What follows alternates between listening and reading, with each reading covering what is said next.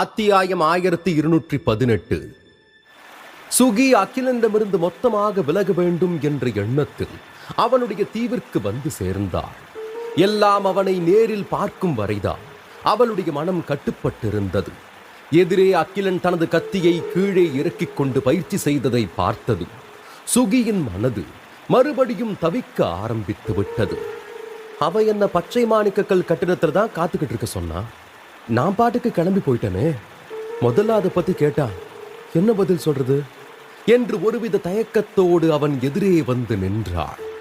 ஆனால் அகிலன் அதை பற்றியெல்லாம் நினைவில் வைத்துக் கொள்ளாதது போல்தான் அவளிடம் சகஜமாக பேச ஆரம்பித்தான். ஏய் சுகி, வா வா வா வா, நான் இப்போ வானநிழல் சூத்திரத்தை வச்சுதான் பயிற்சி பண்ணிக்கிட்டு இருந்தேன். நீ அன்னைக்கு ஒரு பிரச்சனை இருக்குன்னு சொன்னீங்க, அது விதிமுறைகள்ல கண்டிப்பா கிடையாது. அவங்க வச்சிருக்கிற ஆயுதத்துக்குள்ள அதை செலுத்தும் போதுதான் பிரச்சனை வந்திருக்கும். அதையும் எப்படி சரிப்படுத்தணும்னு நான் தெரிஞ்சுக்கிட்டேன். இப்ப நீயும் நான் சொல்ற மாதிரி பயிற்சி பண்ணி எப்படி இருக்குன்னு பாக்குறியா என்று ஆர்வமாக கேட்டான். சுகிக்கு அகிலன் தீவுக்குள் நுழையும் வரை இருந்த மனநிலை இப்பொழுது சுத்தமாக மாறிவிட்டது. அதாவது அவனை பார்த்தவுடன், இனிமே என்கிட்ட இருந்து தயவு செஞ்சு தள்ளிகேற, எதுவா இருந்தாலும் நாச்சி இல்லனா இறகு கொக்கு மூலமா என்கிட்ட சொல்லிவிடு, நான் அதை கேட்டுக்கிறேன் என்று கூறத்தான் நினைத்தாள். ஆனால் அவனை பார்த்தவுடன் நினைத்தது அனைத்தும் மறந்தே போய்விட்டது. அதுவும் அவன் தனக்காக வானநிழல் சூத்திரத்தை அவ்வளவு மெனக்கெட்டு படித்தது மட்டுமல்லாமல் அதில் உள்ள பிழையை திருத்தி இருக்கிறானா என்று நினைக்கும் பொழுதே அவள் மேனி சிலிர்த்து விட்டது. இதற்கு மேல் எதற்கு தயக்கம் என்று அனைத்தையும் உதறி தள்ளிவிட்டு அவளும் சகஜமாக பேச ஆரம்பித்து விட்டாள். என்ன கிலன் சொல்ற? உண்மையாவே உன்னால ஒரு தீர்வை கண்டுபிடிக்க முடிஞ்சுதா? என்னால நம்பவே முடியலையே என்று சிரித்துக் கொண்டே கேட்டாள்.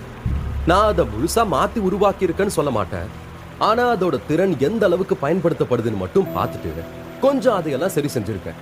இப்போ நீ அதை ஒரு வாட்டி முயற்சி பண்ணிட்டு எப்படி இருக்குன்னு சொல்லணும் என்று கேட்டது சுகி வானத்தில் பறப்பது போல் உணர்ந்தாள்.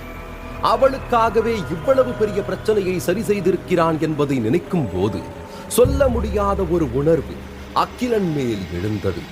அதற்கு கண்டிப்பாக காதல் என்று சுகி பெயரிட விருப்பப்படவில்லை.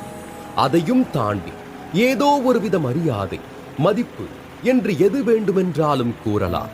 அதுவும் வான அரண்மனையின் அனைத்து மேதைகளாலும் சரி செய்ய முடியாத ஒரு சிக்கலை அகிலன் ஒரே மாதத்தில் கண்டுபிடித்திருக்கிறான் என்றால் அது கண்டிப்பாக சாதாரண விஷயம் கிடையாது.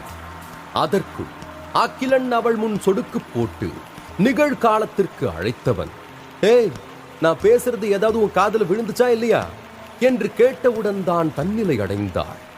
ஐயோ, நான் அவன் அப்பட்டமா பார்த்தது தப்பா நினைச்சிருப்பானோ, இப்ப என்ன பண்றது என்று யோசனையாக இருந்தவள் அகிலன் முறைத்து பார்த்தாள்.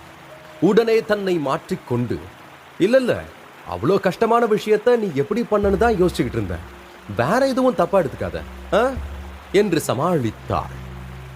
அவ்வளவுதானா? இப்ப நான் ஒரே ஒரு தடவை செஞ்சு காட்டுறேன், அதை பார்த்துட்டு நீயும் அதே மாதிரி பண்ணு என்று களத்திற்குள் நுழைந்தவன் பேய்பல் கத்தி மூலம் மாற்றி அமைக்கப்பட்ட வானநிழல் சூத்திரத்தை நிகழ்த்தி காட்டினார். அவன் ஆரம்பித்தது சுகிக்கு கொஞ்சம் குழப்பமாக இருந்தது. ஆனால் சிறிது நேரம் கழிந்ததும் அவளுக்கு அதிர்ச்சியாகிவிட்டது.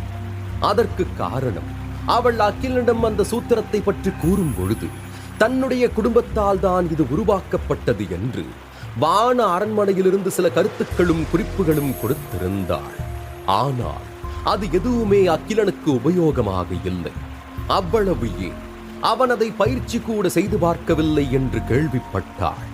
அப்படி இருக்கும் பொழுது அவனால் எப்படி அதன் சிக்கலை போக்கி இருக்க முடியும் என்றுதான் புரியவில்லை. அதுவும் அவன் செய்து காட்டிய அனைத்தும் வியப்பாக இருந்தது.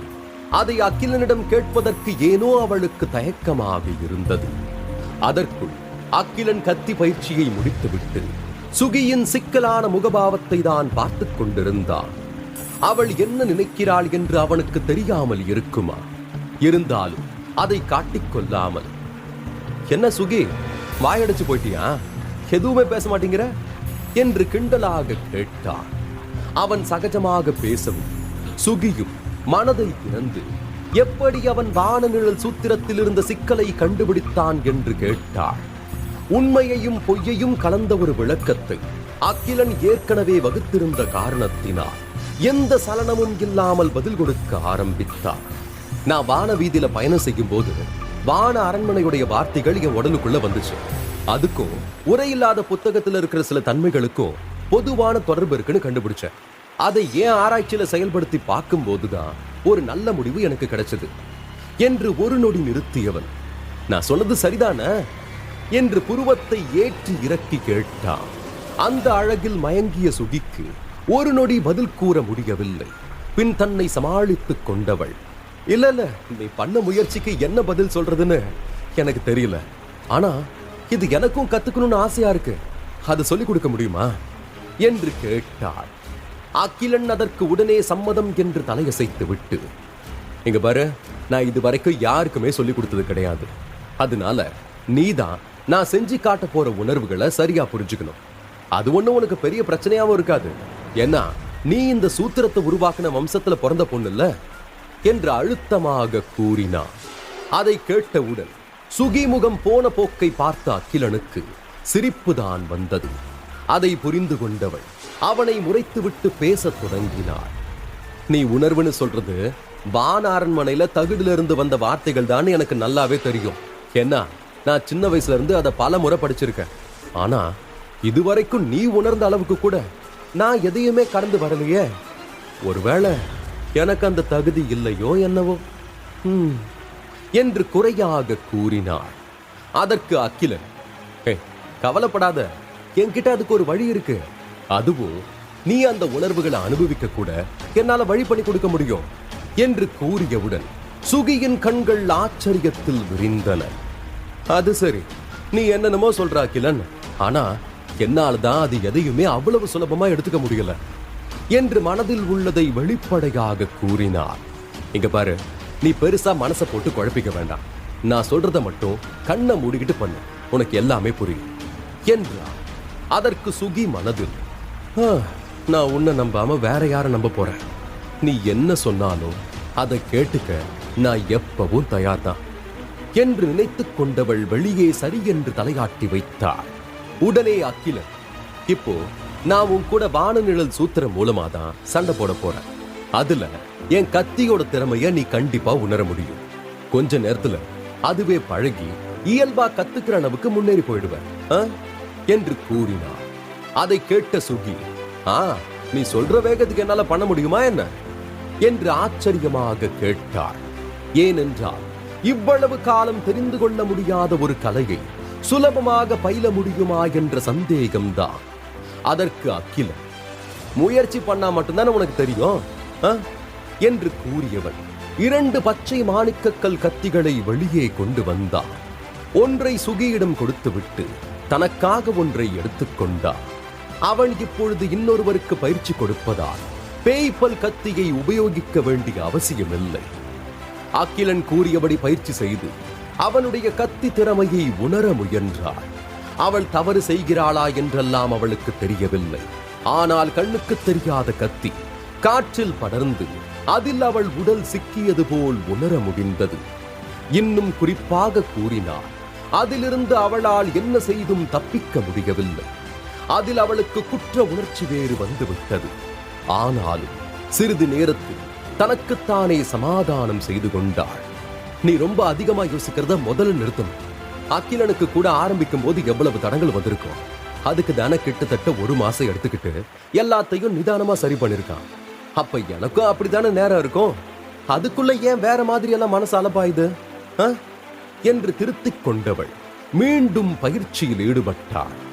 ஒரே நாளில் அனைத்தும் முடியாது என்ற காரணத்தால் அடுத்த சில நாட்கள் சுகி அகிலனுடன் பயிற்சி செய்ய ஆரம்பித்தாள். முதலில் பல நிலைகளில் தோல்வி அடைந்திருந்தாலும் நிதானமாக அகிலனின் பயிற்சிகளில் மாற்றி அமைக்கப்பட்ட வானநிழல் சூத்திரத்தின் தொடக்க வீராங்கனையானாள். அதே சமயம் இறகுகள் இனத்தினர் தங்கள் நற்பெயரை அதிகரிக்க அகிலனை பயன்படுத்த விரும்பினர். ஆனால் அகிலன் அவர்களை புறக்கணித்தான். தனது உயிரணு கலைகள் மற்றும் கத்தி திறன்களுடன் பயிற்சி செய்வதில் ஒட்டிக்கொண்டவன் எதை பற்றியும் யாரை பற்றியும் கண்டுகொள்ளவே இல்லை. அதுவும் அவனது முக்கிய திறமைகள் மிகவும் சிறப்பாக இருந்ததால் வானநிழல் சூத்திரத்தின் முன்னேற்றம் நல்லபடியாக இருந்தது.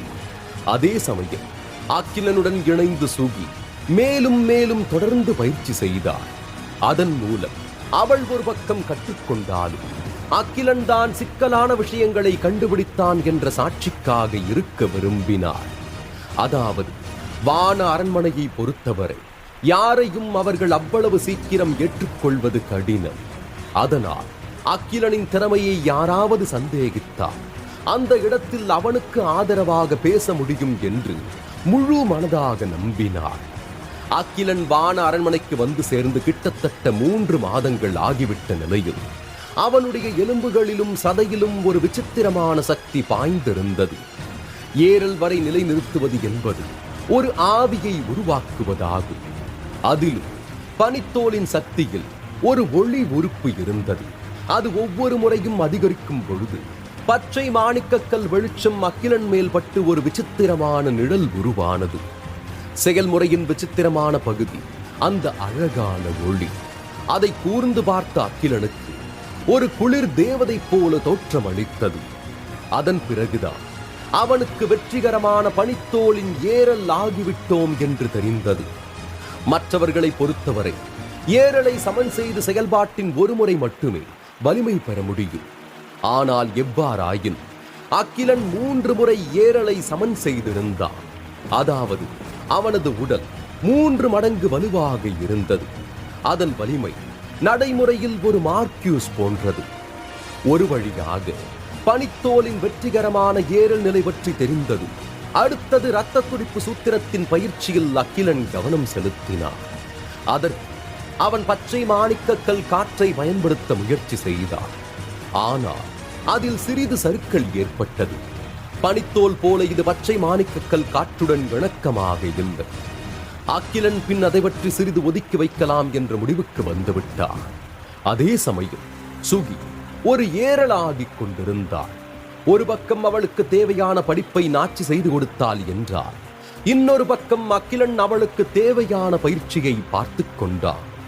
ஒரு கட்டத்தில் அவள் ஏறலுக்கு சமமான போது அதன் நிகழ்வை பயிற்சி செய்ய தொடங்கினாள்.